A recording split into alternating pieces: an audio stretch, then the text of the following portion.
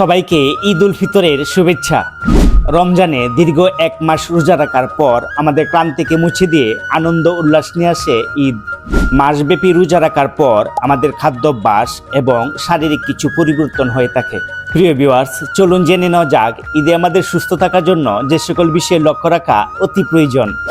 ঈদ এলেই আমরা নানান ধরনের মজাদার খাবারের আয়োজন করে থাকি, যেমন অতিরিক্ত ঝাল, মশলা, তৈলাক্ত, ভাজাপোড়া ও চর্বিযুক্ত খাবার ইত্যাদি।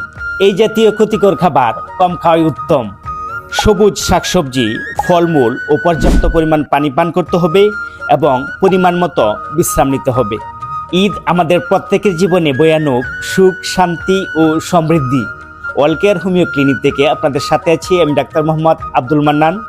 এই ঈদে আপনাদের প্রত্যেকের সুস্বাস্থ্য কামনা করে আজকের মতো এখানে শেষ করছি। আল্লাহ হাফেজ।